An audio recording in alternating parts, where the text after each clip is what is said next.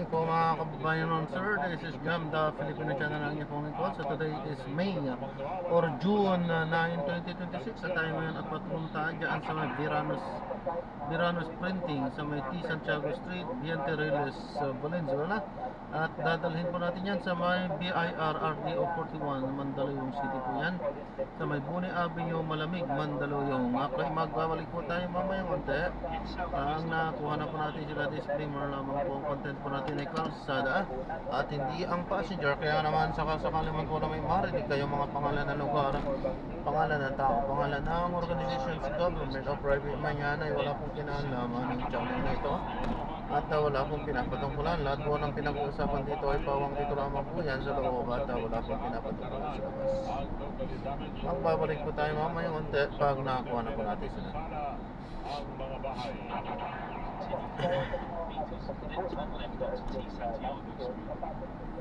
Emergency shelter assistance. So, right now, mga temporary shelters na i-set up natin yung mga modular tents o yung mga public-related facilities na binibigay ng mission to set up natin yan. And magbibigay din ng shelter spaces o materials na pwedeng gamitin para ma-repair nila yung mga bahay. Bernardo Rafaelito Alejandro Deport, Deputy Administrator ng OCD sa pinabalik update ng NDRRMC. 479 ang bilang ng mga nasaktan. 456 sa kanila ay mula sa Soc Sergeant Region at 23 mula sa Davao Region. Apat na rin ang bilang ng mga nawawala mula sa dalawang rehiyon. Nakapekto ang lindol sa 9,000 pamilya o 88,000 mga individual. Nagpapatuloy ang paghahanap sa dalawang kawani ng Gumuong Supermarket sa Barangay Kalumpang, General Santos City. Ayon sa Kalumpang Fire Substation, mula search and rescue ay search and retrieval operations na ang kanilang gagawin dahil wala na nakitang signs of life mula sa gumuong gusali. Tulong-tulong sa operasyon ng mga tauhan ng Bureau of Fire Protection, Philippine Coast Guard at Pulisya. Mismong mga kasama sa trabaho ang nagulat kaugnay ng nawawalang dalawang kawani. Maingat ang rescuers sa operasyon dahil sa bansa na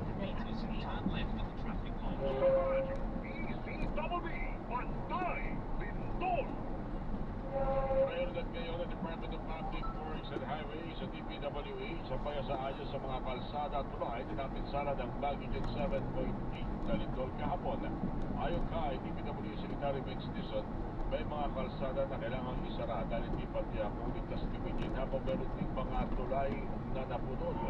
Isa mo sa pinakamatinding na pinsala ay ang kalsadang nagdurutong sa General Santos City at sa South Cotabato. Isang mga sinara dahil meron pong mga hindi tayo sigurado at meron din pong mga naputol. So, lalo na itong pag-isitahin ko mamaya itong San Jose Boy Road na tinamaan ng matindi.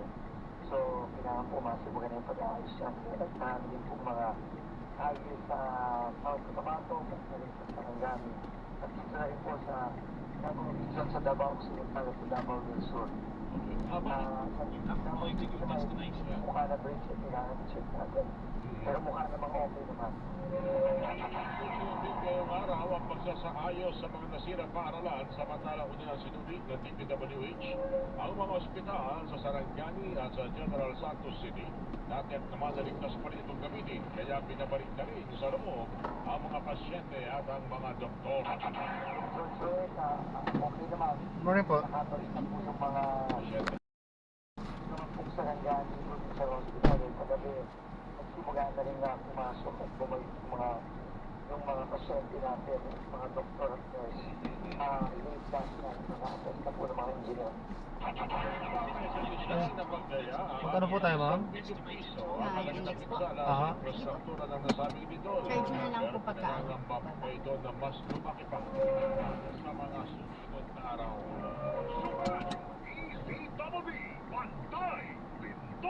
limitado ngayon ang serbisyong medikal ng isang pampublikong ospital sa General Santos City kasunod ng magnitude 7.8 na lindol kahapon.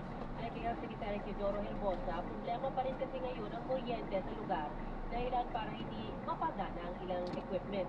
Pagkalapag sa Mindanao kahapon, namataan ni Herbosa ang mga pasyente sa dalawang pampublikong ospital sa Jensan, Sarangani na nasa labas pa habang isinasagawa ang assessment sa structural integrity ng mga pasilidad. So, wala pa rin power sa datos pag-institusyon na mamatay, nagkaka-brownout. Pero hindi mapaon yung mga complicated at sensitive equipment kagaya ng CT scan, X-ray, kung yung generator hindi makakuha ng enough power. So medyo limitado ang service, no? Hininto muna namin yung mga emergency o hindi essential na servisyo sa ospital. Tapos yung mga tuwing na umuwi, pinauwi na lang para sa bahay na nila magpagaling. Una nang sinabi ni Asek Bernardo Rafaelito Alejandro IV, Deputy Administrator ng Office of Civil Defense, na walang problema sa supply ng kuryente. Kailangan lang anya na matiyak na ligtas ang pagdaloy ng kuryente papunta sa mga bahay at establishment. Also, yung power supply ay ready po na i-re-energize ang linya. But kailangan pa po na i-ensure natin na yung lahat po ng mga transmission lines o yung mga linya papunta sa mga bahay ay safe na po na ibalik yung kuryente. So, as far as DOE is concerned, power supply po ay available. Yung inaayos na lang natin yung mga transmission lines. Ini si Asek Bernardo Rafaelito Alejandro IV, Deputy Administrator ng Office of Civil Defense o OCD. Ipinagputos naman ni Herbosa ang augmentation ng health teams mula sa Davao at Cotabato para tugunan ang pangangailangan ng mga nasugatan sa lindol sa Sarangani at General Santos City. Bukod dyan, magbibigay din ng psychosocial intervention ang DOH. Nakita mausap po yung isang mag-ina na na-injure. First day of klase din natin nung lana yung batang injured at napagsakan sila ng pader. Pareho silang injured, naka-hospital. So, magpapadala rin ako ng psychosocial team to support yung mga biktima ng isang kondisyon. Ini ni Health Secretary Isidoro Herbosa. Super DCWB, Pantay, Lindol. Seguridad sa mga evacuation centers sa Mindanao na naapektuhan ng lindol, tiniyak na PNP, Mark Bacalaran, Mark. Bilang ang sa Liberasyon ng Pulis ng Kanyang Presidensa sa mga apektadong lalawigan ng malakas na nito sa Mindanao ay para suportahan ang mga lokal na pamahalaan sa pagpapanatili sa kahisan at sa pamamahagi ng ayuda. At Team Principal General Jose Lorenzo Narvaez Jr. ay higit 2,000 pulis ang ibinahanap sa mga evacuation center sa pagbabantay sa mga kritikal na pasilidad at sa pagtulong sa mga apektadong komunidad. Ngayon, patuloy ang malawakang pagsisipin sa mga reserve kung saan mayroong 504 evacuation center na sinubayang pumukupot sa may higit 2,400 o sa may higit 500 mga pamilya. Samantala, yung na Narvaez sa mga lokal na pamasalang reserve handa at madaling mapuntahan ang mga evacuation sites para sa mga reserve maaaring tumigas dahil sa mga aftershock o ibanda ng tsunami. Ako sa pagpakalalan ng CNA, ang paradyo, isinokong ipalitang sa totoo. Super Radio, DCWB, Pantay, Lindol. Bilang ng aftershocks matapos ang malakas na lindol sa Mindanao, umabot na sa lampas 1,000. Ayon yan sa Freeport. Alan Gatos, pasok. Tumaas pa ang bilang ng mga naitatanang aftershocks mula sa magnitude 7.8 na lindol sa Mindanao ayon sa Freeport aabot na sa 1,158 na aftershocks ang kanilang naitatala.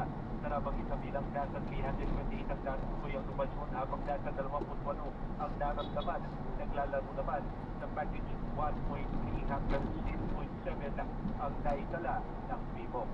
Ako siya ng Gatos ng GMA sa Radyo DCWB. Palintang totoo.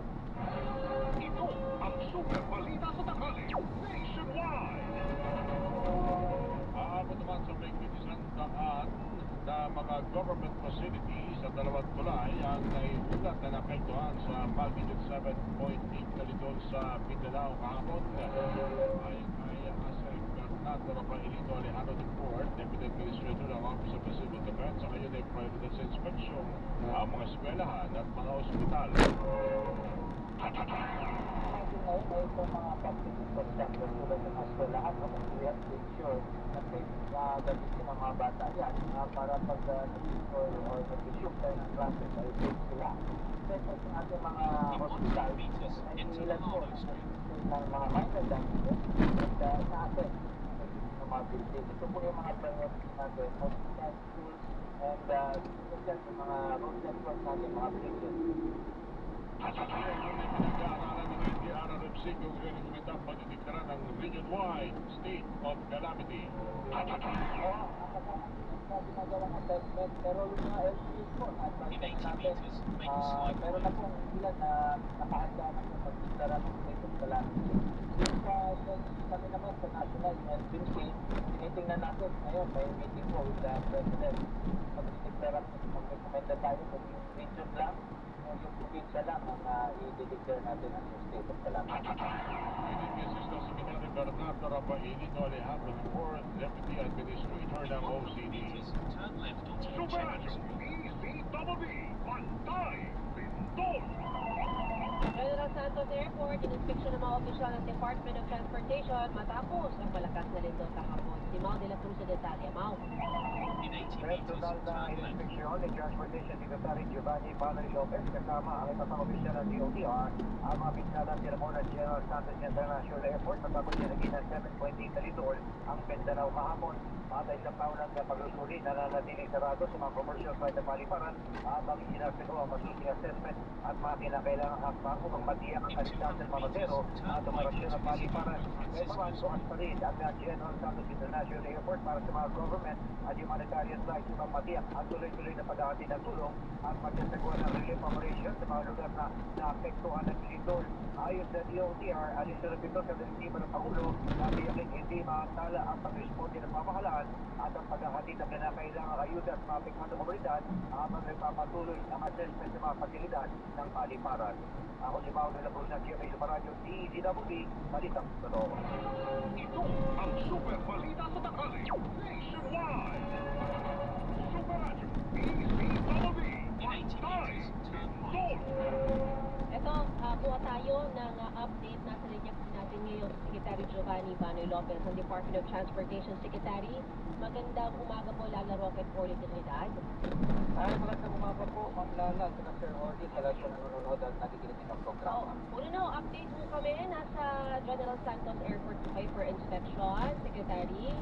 Yes, ma'am. Nandun tayo sa paliparan sa General Santos Airport at tinignan natin yung actual na sitwasyon ng ating paliparan. Yung tower, yung runway, kasi po among sitwasyon po na dito po na natamaan ng lindol, ang General Santos po, International Airport po, yung masasabi natin malubha po yung tama po.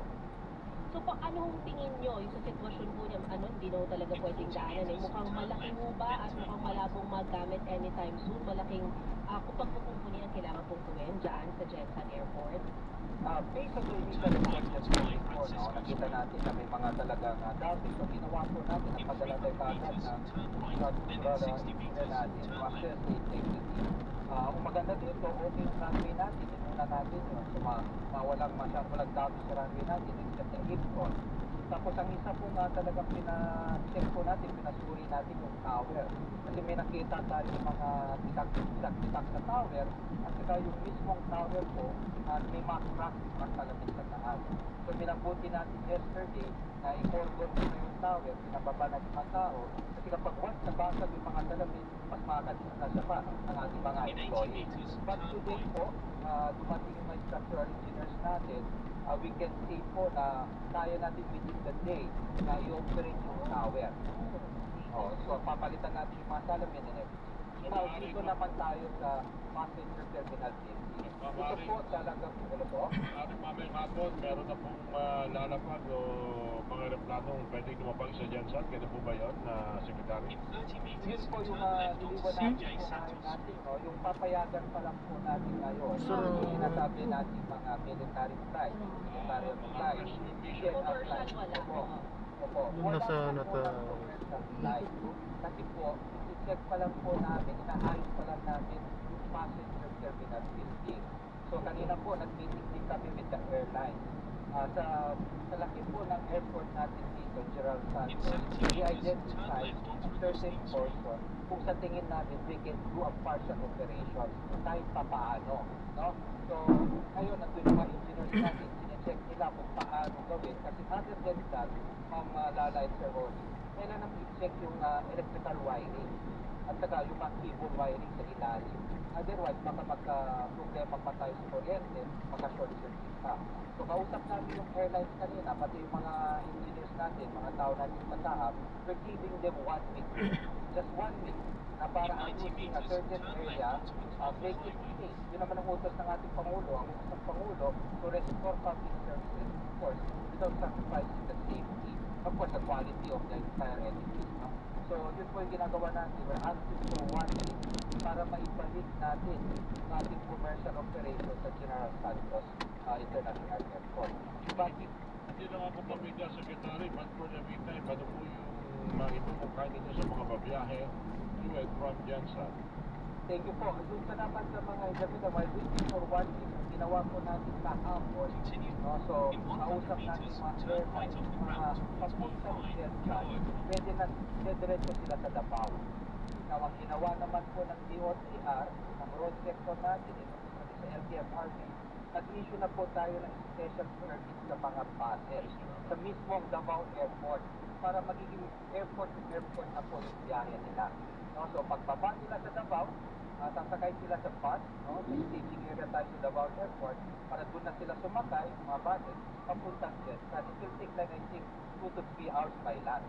No? Pero sa amin mo, nakikiusap tayo sa mga kababayan dito sa Jensen, sa mga pasahero, na humingi lang kami ng 1 week para rin sa kaligtasan, no, ng ating mga passengers, crew, at saka mga empleyado natin dito sa General Santos International Airport. Kasi po, it really has to check the structural integrity po.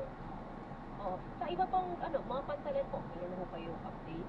Dito po, kami titingnan natin sa pantalan ngayon, may mga titingnan ba yung General Santos pantalan, yung port office, no, yung baseboard.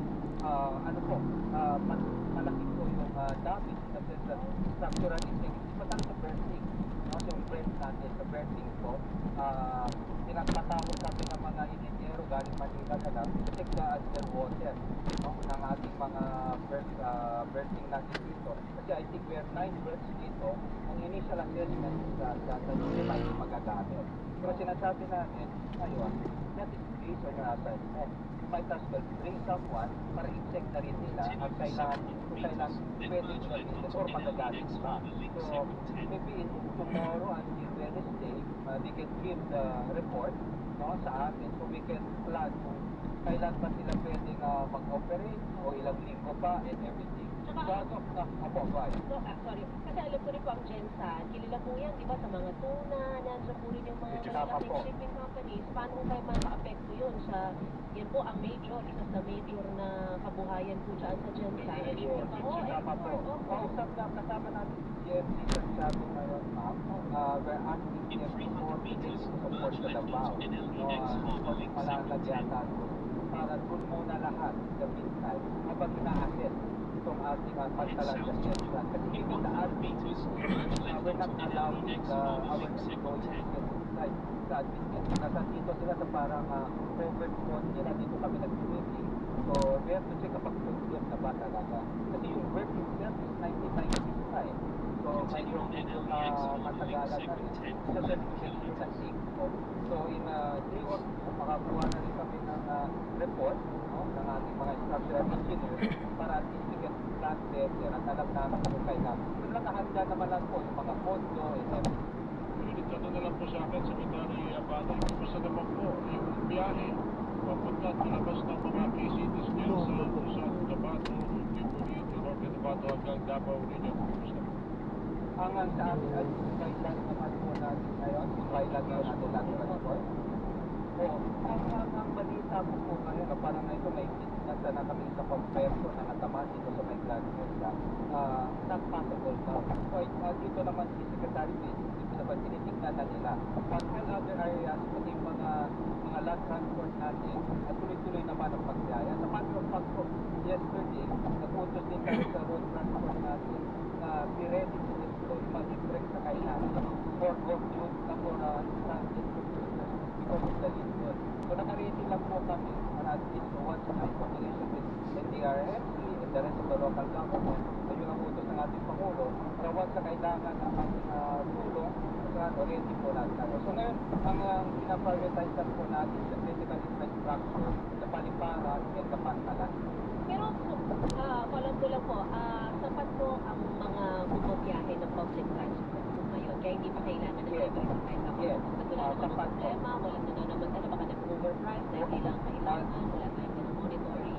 Naka-monitor po, i-issue parang memo yesterday po sa ating LTFRB na monitor nila yung ating mga buses. So mga nagkuha natin ating mga report ngayon, po, wala po nagsasamantala sa presyo ng pamasahe kasi nakapalit po sa location po ng kanilang pag-isa.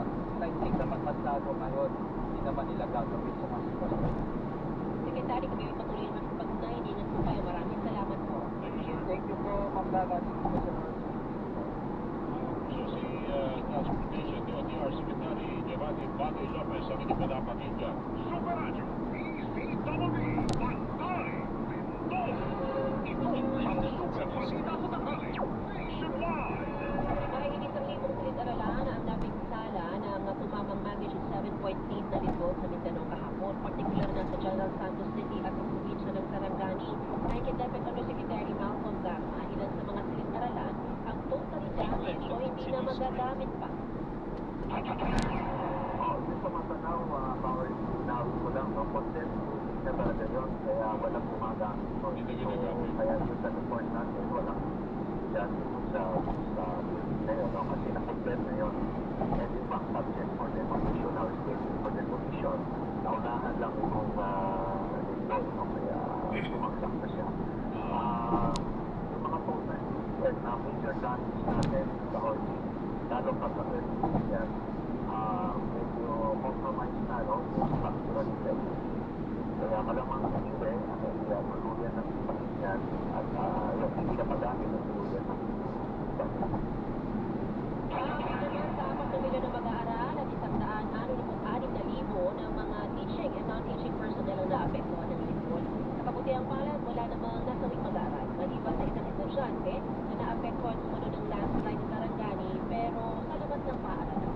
Sa ngayon, prioridad umano ng DepEd na tugunan muna ang naranasang trauma ng mga mag-aaral. Pagkatapos nito, titignan nila kung paano may pagpapatuloy ang pag-aaral ng mga naapektuhang estudyante tulad ng pagsasagawa ng alternative learning modality. sa report ng ating na nandun, walang kuryente, walang tubig. Mahina ang internet, no? Although meron ng communication, so malamang kung hindi man kaagad at mulan klase at mag-relative modality, there's a chance na magkaroon ng mga higdad-ganos tayo. Nagpapasalamat naman ang pamuno ng DepEd sa mga guro na humalalay at hindi nang iwan sa mga bata sa gitna ng naranasang lindol kahapon. Hindi po iniwan ng mga siguro, mga bata, bilang yung pagpipilit na pakalmanin yung mga bata. Makikita natin, iyayakap nila yung mga bata, yung proteksyonan talaga. So maraming salamat sa ating mga guro. Bayani talaga. Nananatinig kay DepEd Undersecretary Malcolm Garma. Ito ang super balita sa tanghali, nationwide. Ang CPCP nanawagan ng dasal at suporta para sa mga apektado ng malakas na lindol sa Mindanao, Manny Vargas, Manila. Minimum ng CCTV o Catholic Bishops Conference of the Philippines sa mga mananampalataya ng malalang na suporta para sa mga komunidad na apektado ng natin na nagwagi sa drone sa Mindanao. Ginawa ni President Archbishop Gilbert Garcia ang panawagan para sa special paglalakay at orasyon. Ito ay upang mapuntuhan ang rehabilitasyon ng mga tingin na lugar. Binigyan din ng aktivismo na hindi maaaring magpagalasin at pagkita sa pagpunta ng kapwa ang mga Pilipino. Ipinabot din ng Pangulo ng CCTV ang panalangin para sa agarang pag-recover ng mga nakalagna at iligtas sa malakas na pag-ibig. Ang Pag-Ibig ng radyo, Super balita sa tanghali, nationwide. Ipinagutos naman naman ni National Housing Authority o NHA General Manager Joe Bencay ang pagsasagawa ng rapid assessment sa mga proyekto ng ahensya na apektado ng magnitude 7.8 na lindol sa Mindanao. Ayon kay Tay, kailangan pasuli yung mga proyekto ng NHA sa Regions 9, 11, 12 at 13 tulad ng NHA housing units at community facilities.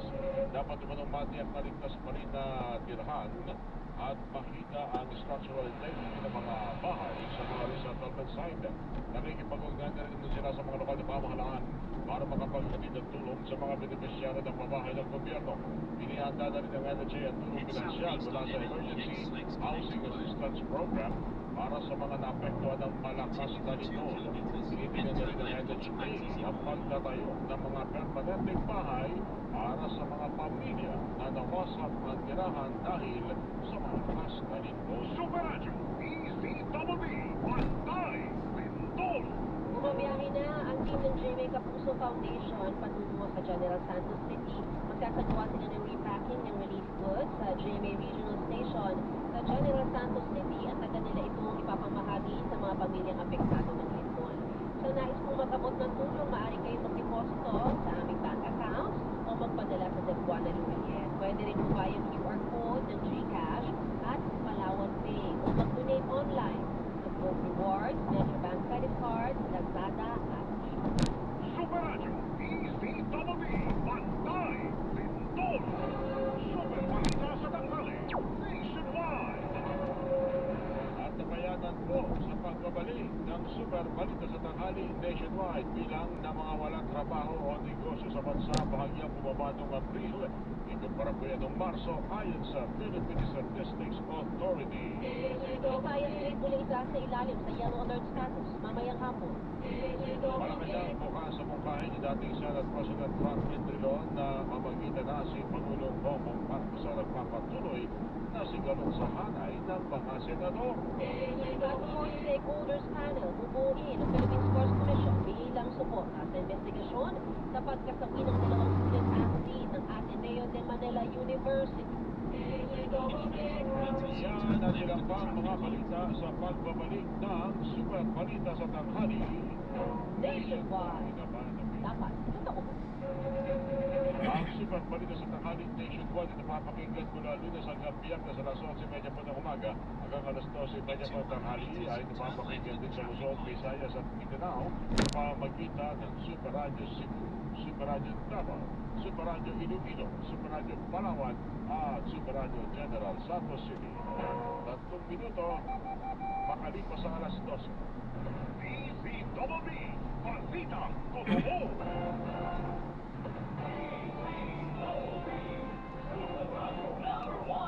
Mga kapuso, ako po si Orly Trinidad. Patuloy nating pagsaluhan ang mga balitang nakaka-apekto sa ating lipunan at talakayang tunay na makabuluhan. Patuloy kami mag-iligtas sa inyo at maghahatid ng balitang walang kinikilingan, walang pinoprotektahan, noon at ngayon, serbisyo totoo.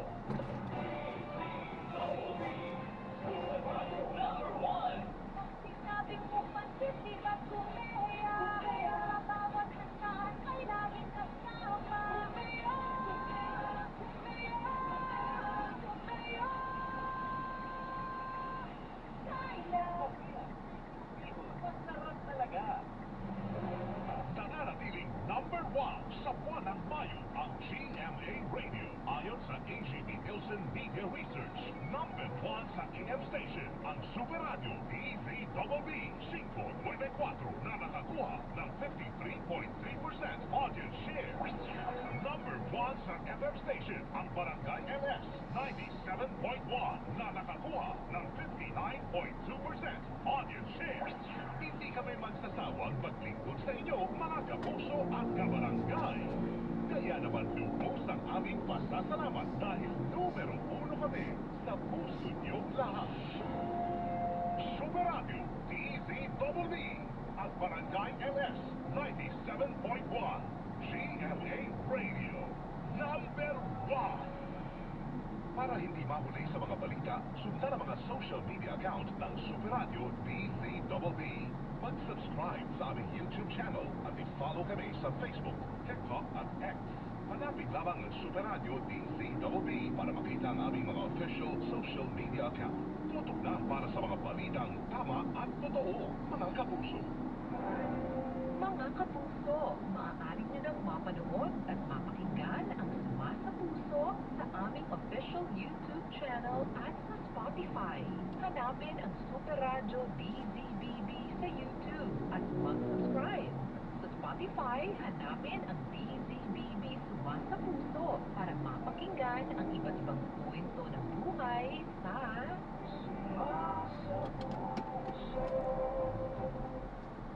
Sa ikawanong pagkakataon, kinilala ang Super Radio DZBB bilang AM Radio Station of the Year sa Platinum Stallion Media Awards ng Trinity University of Asia.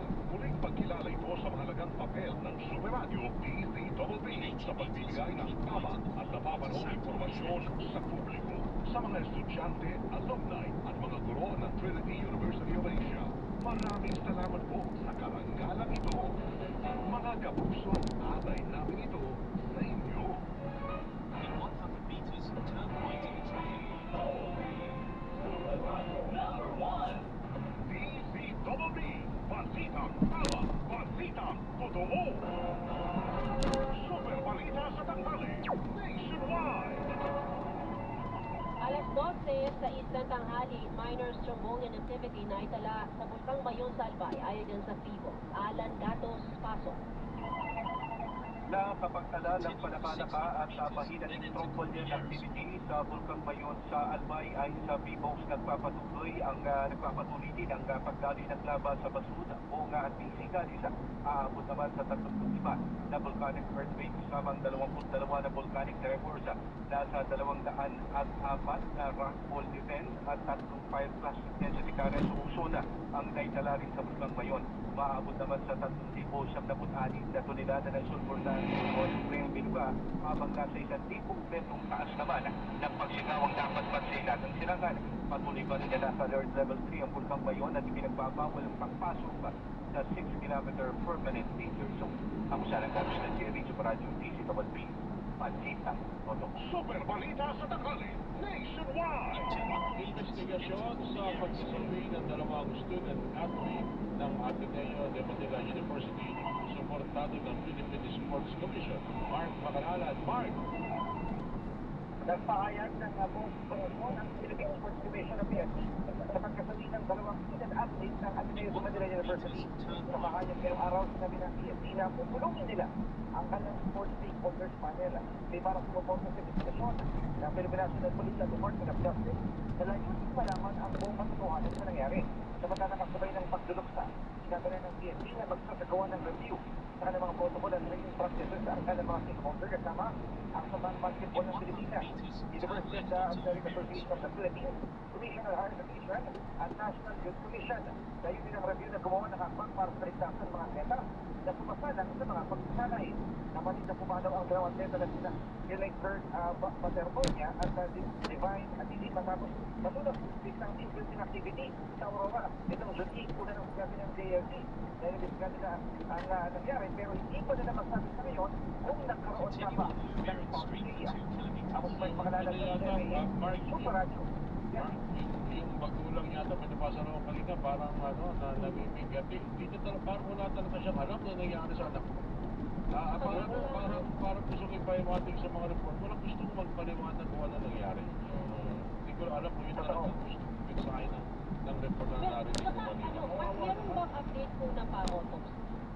Kung ipa-autopsy? Kasi minsan di ba sa relihiyon, baka hindi pwede, hindi natin alam kung paano yung magiging proseso. Kasi bahagi rin yan ng makakapagbigay linaw sa investigasyon kung sakali, di ba? Tama. Dahil nakatira, nung nagkaroon ng first conference yung PSC, tinatanong na natin kung ano ba yung update sa investigation, ano ba yung gagawin, kung may meron pang foul play. Ang sabi ng secretary po dyan ay paibigyan nga yung nangyari. At kung ganyan, wala pang ibang update. Pero yung nga sa lumalabang, marami kasi mga detail na mga informasyon, hindi pa rin na-verify yan. So, ang sinasabi ko iba na talagang may repeat yung training na parang bootcamp daw Ano yung yun? nangyari. Parang gusto ka nakita sa interview. Patok-patok na yan. Actually, last year pa yan. Siguro, Mark, mahilig ka naman sa basketball, di ba? Oo. Napag-uusapan kasi napabanggit sa mga vlog, sa mga YouTube, yung mga nag-i-interview ng mga student athlete. May binanggit sila regarding pagpunta niyan sa Aurora. Aurora. Sa Aurora. At saka sabi ko muna sila, akala nila, kasi basketball athlete sila, staff ng basketball. Para sila nag-train para maging member ng SEA team.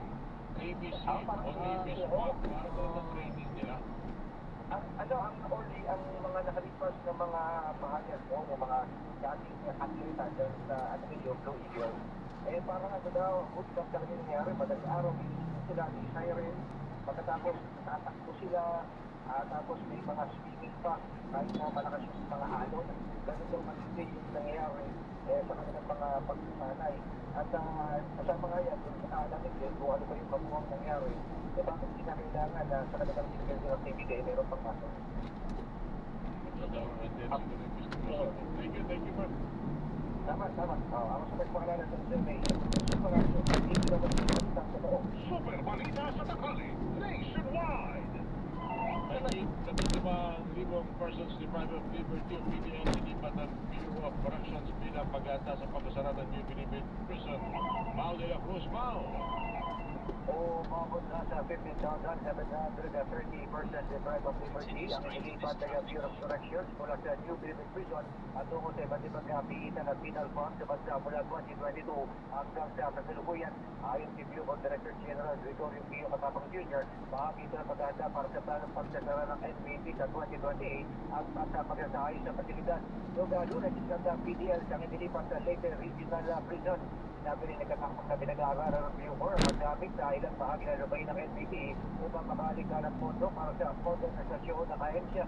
Nilinaw niya na mananatili madali ng gobyerno lupa at hindi sumepenta kundi pauupahan lamang. Pinakaya makakalikong ang pamahalaan ng 1.25 billion pesos hanggang 1.92 billion pesos kada taon mula sa planong pampapaupa ng bahagi na lupain ng NPT. Ako si Paul de la Cruz, yung medyo maraming DWD, balitak na to. Super balita sa tanghali, nationwide.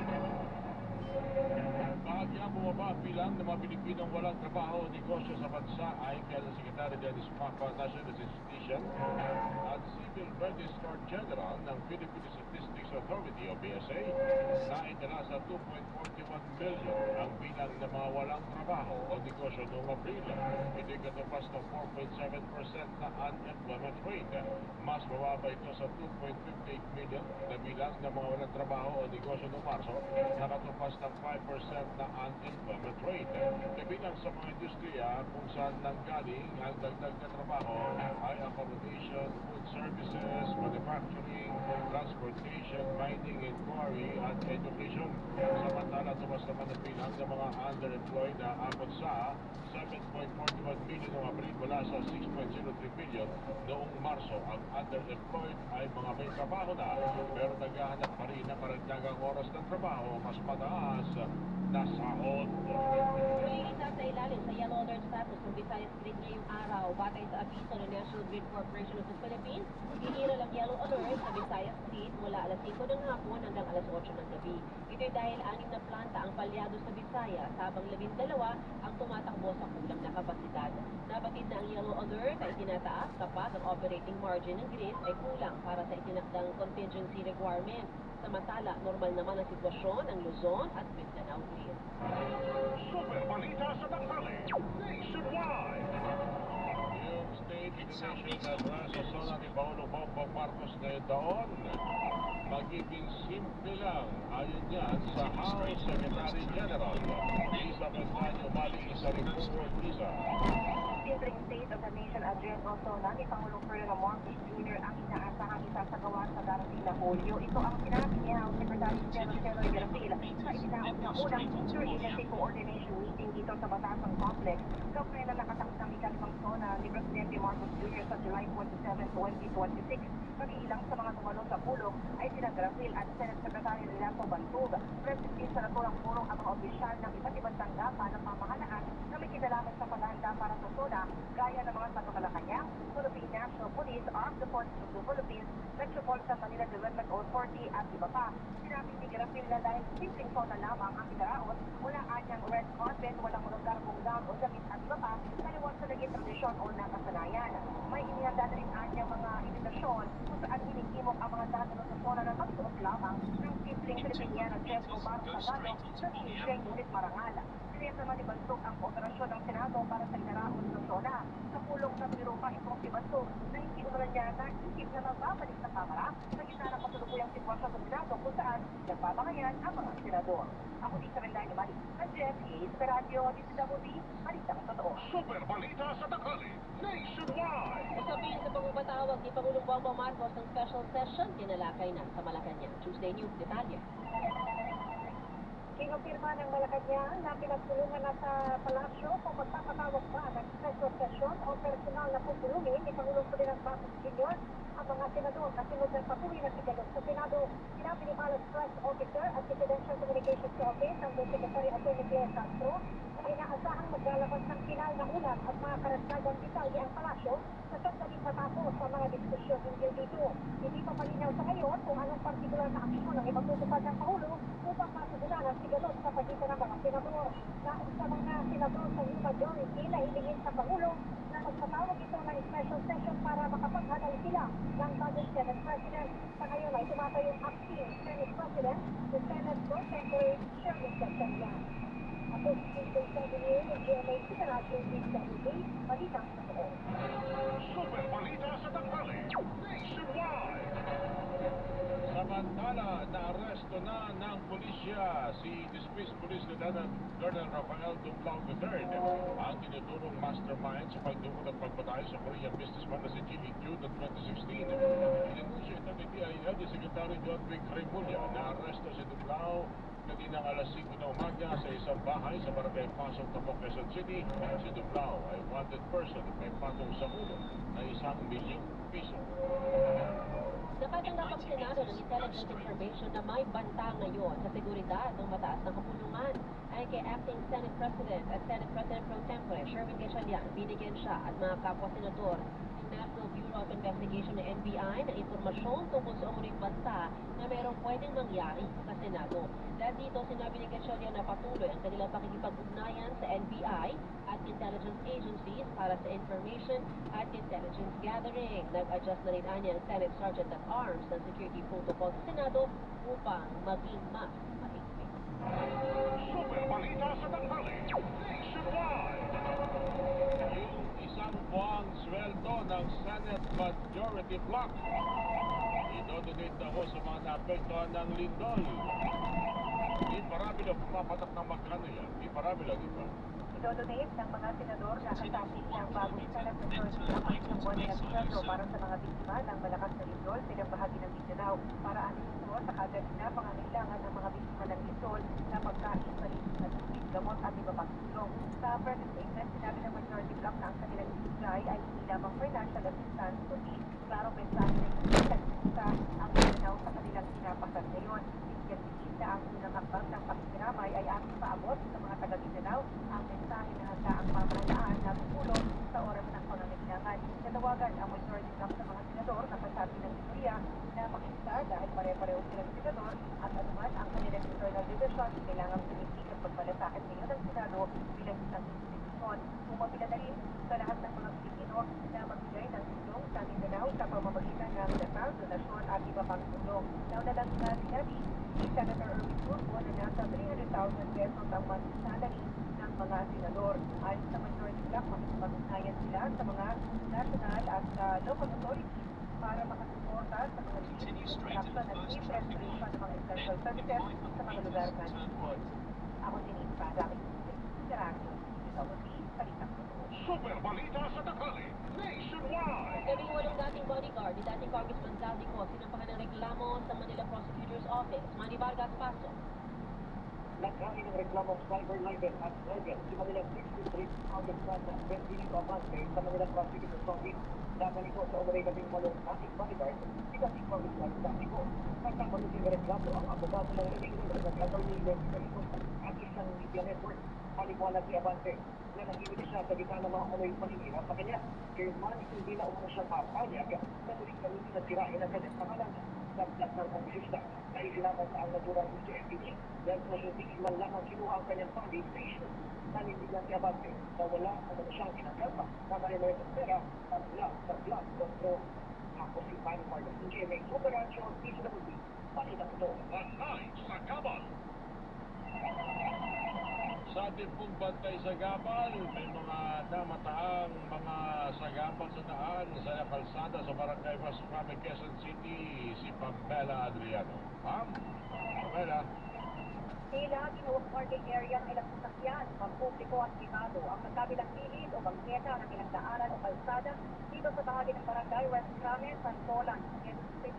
Illegal na nakahambala ang ilang motor, kotse, tricycle at taxi.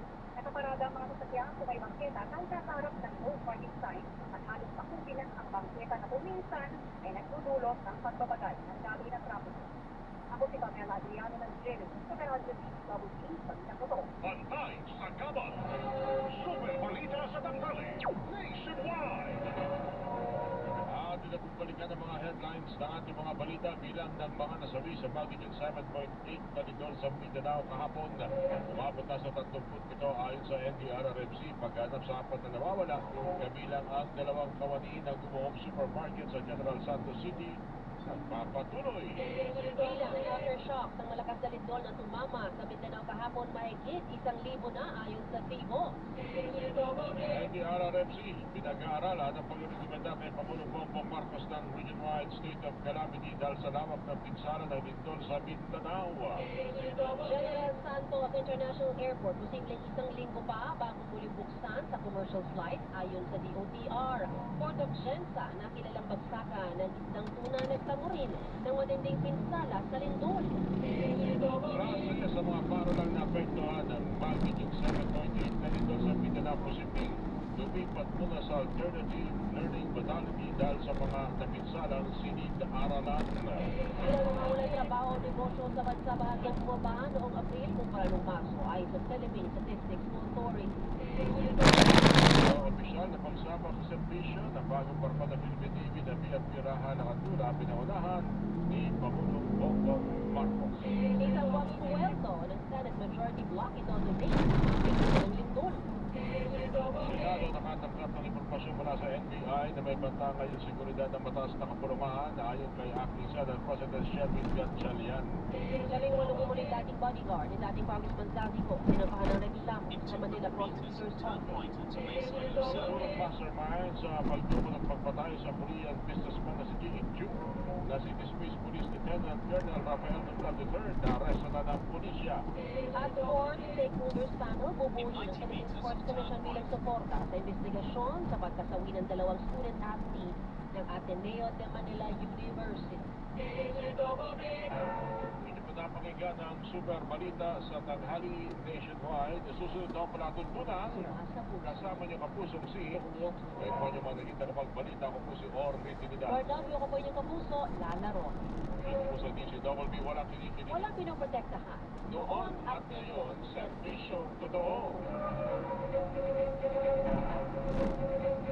Inyong napakinggan ang super balita sa tanghali. Nationwide. Hatid sa inyo ng Super Radio DCWB at lahat ng Super Radio sa buong Pilipinas. Super balita sa tanghali.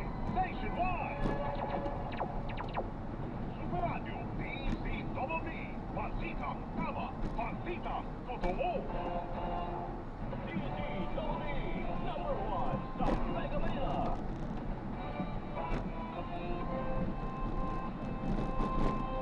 Dapat sa balita, ginamit Internet News Lane, then 90 meters sa turn 1. Lagi nakaalerto, serbisyo, totoo.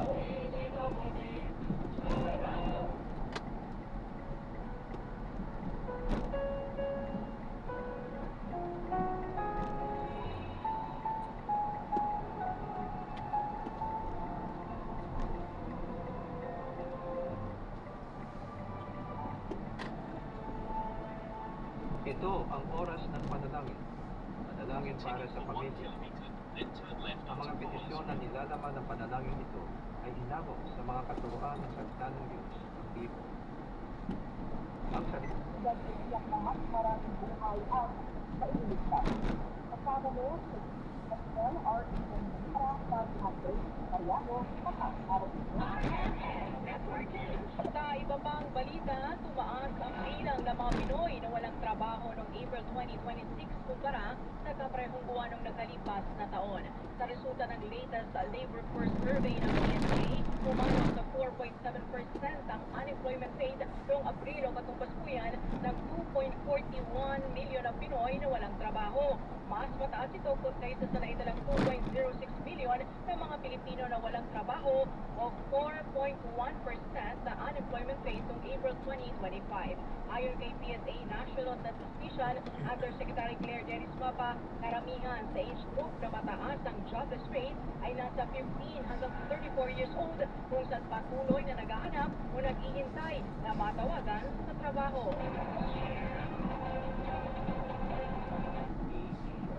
Group kung saan may dun sources ng mga unemployed. Una, mataas yung ating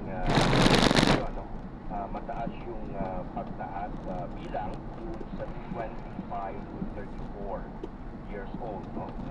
Tumaas ito ng mga 200,000. Pangalawa, yung nasa 15 to 24, tumaas ng 120,000. Marami sa kanila ay mga kalalakihan, 217,000, pagbayan is mga 133,000. Yung reason natin sa year-on-year increase kung sa unemployed, talaga naghahanap sila ng trabaho na makahanap, no? Ito ay mga 276,000. At mayroon tayong nagsabi na nag-aantay sila ng job application. So, parang waiting for the news from the company. Ito ay umabot sa 81,000. Samantala, bumaba naman ang employment rate sa 95.3% ngayong Abril kaysa sa naitalang 95.9% noong nakalipas na taon.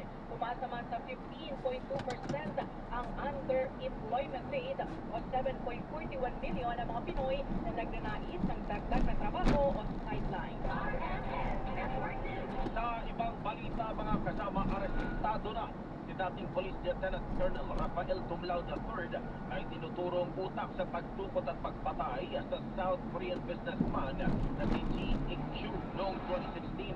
Ayon kay Interior Secretary John Vic Remulla, inaresto si Tumlao alas 5 ng umaga sa isang bahay sa barangay Pasong Tamo, Quezon City. Noong October 2016, nang tukutin si Ju ng grupo ni Tumlao at tinangkang hinga ng pera pero nang bigo ito makapagbayad. Tinakal umano ang negosyante hanggang mamatay sa loob mismo ng Camp Crame sa Quezon City.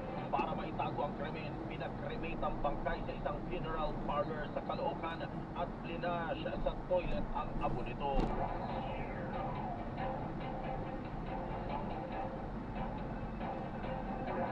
Bagamat nahatulan ng ilang pulis na sangkot sa krimen, pinawalang sala si Tumlao ng Angeles City Regional Court noong 2019 pero pinaliktad ang Court of Appeals ang desisyon nito noong 2024 at pinagtibay noong 2025. Pwede kaya dito?